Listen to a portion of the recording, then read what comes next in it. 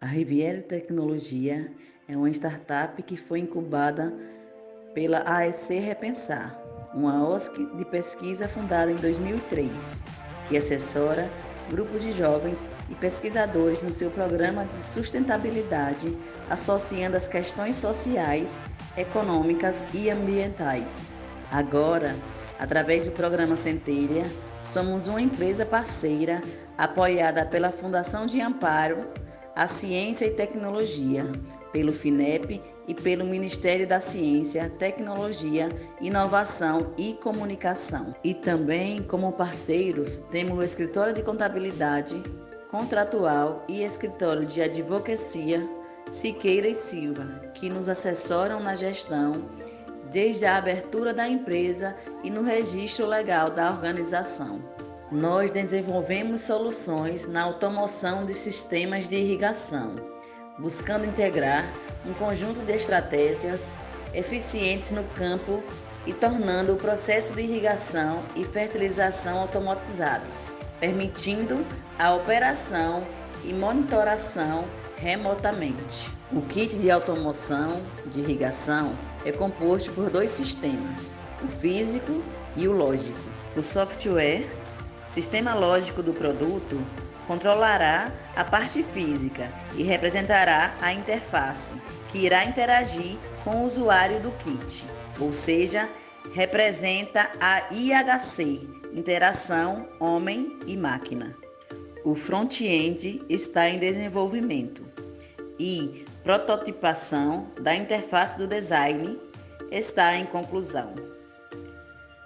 Para os componentes do sistema físico, adotamos o modelo de cotação, conforme o edital.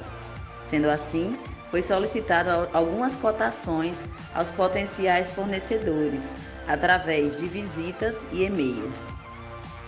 Durante essa trajetória, surgiu também mais uma nova oportunidade de segmento mercado, em energia solar, e assim, investimento na divulgação em nosso site e mídias sociais. Atualmente, estamos implementando o escritório físico e virtual. Nosso escritório virtual atualmente é um site institucional que está sendo configurado para ser um marketplace, com chat, venda automatizada e muito mais.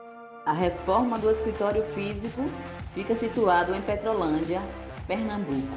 No campo de vendas e parcerias tivemos progressos bem significativos. Desenvolvemos um diálogo com o secretário de Agricultura do município de Petrolândia, Pernambuco, e fizemos um mapeamento dos agricultores da região. E assim, temos algumas visitas técnicas pré-agendadas, que são um suporte para um diagnóstico de mercado na região. Entre as ações desenvolvidas no nosso projeto está a visita a agricultores, sindicatos e polissindicais da região, visando encontrar a dor nos sistemas de fertilização e irrigação, atualmente utilizados pelos pequenos agricultores familiares, público-alvo inicial do nosso projeto.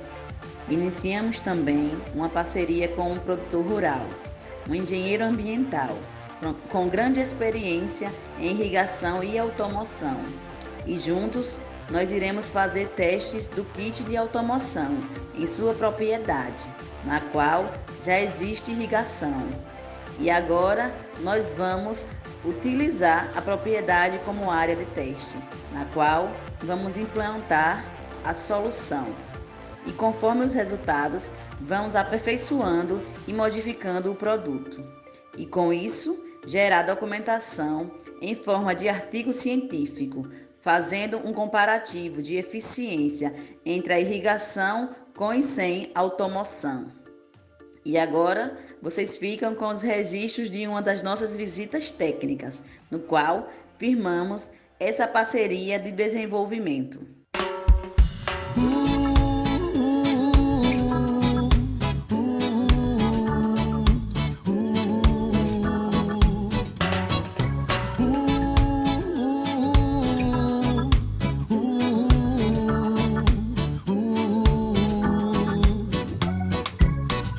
A saudade bateu. Temos mais a econômico, sabe? Eu tava vendo esse chuveirinho, né? E eficiente. Eu ligo aí 10, 20 minutos, pronto. Ô Daiane, o do teu pai não é assim? Não. Ou é inundação ou é aquelas pessoas grandes. É, que desperdiça muita água. Aqui era inundação, ó. Aqui como é, Marcelo? Botava água nessas valetas e a água começava a jorrar ali, né? Aí tanto leva nutriente como gasta muita água. Aí eu tô implementando esses experimentos aqui. Faz quanto tempo que você trabalha com isso?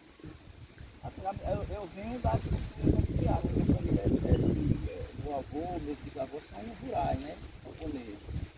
Eu fui para a cidade, mas depois eu continuei com a relação com o campo. Eu trabalhei no projeto de associação do trabalho infantil, tive uma relação muito forte com as crianças da zona rural. E aí depois também tive acesso a alguns projetos socioambientais, do federal, do Banco Mundial. E me despertou também nas comunidades tradicionais, né? Os quilombos e os indígenas. E depois tive a chance de ir para a escola técnica de Jeremoabo, né? Sou técnico em isotecnia e fiz engenharia ambiental. E trabalhei também muito tempo nessa área de cultivo e discutindo a convivência com o CMA e as tecnologias. E vim parar aqui porque assim, foi uma relação que eu tenho com o dono da fazenda e com todo o trabalho que a gente já tinha, referência. Eu, a princípio, tornei sócio dele, depois não deu certo a sociedade porque eu tinha um outro emprego e enfim, não tinha tempo para me dedicar aqui à fazenda. Aí fiquei como colaborador da fazenda. Ele ia para a Alemanha, eu ficava tomando de conta, administrando, tinha um morador nessa casa. O seu Zé morava aqui, o vaqueiro, e eu ficava administrando. Aí foi quando ele foi para a Alemanha e nós fizemos um acordo, né? Ginormão, vocês têm parceria com o município? Não, minha relação com o município é pouco. Eu conheço algumas pessoas do município, por exemplo, o Carlinhos não, como é o nome dele? Gilvan, né? Secretário de Agricultura do município, que mora no Malembá, aqui do lado. Ele mora ali do lado. Mas assim, minha relação com ele é através da cisterna de produção. Então, algumas pessoas da prefeitura, né? O Israel lá da Quixaba, né? E não necessariamente seria com a agricultura, também com a questão da educação, porque é interessante aqui uma aula Isso, aqui. Aqui. Esse ano já era para estar funcionando as visitas e as aulas e os cursos de agroecologia.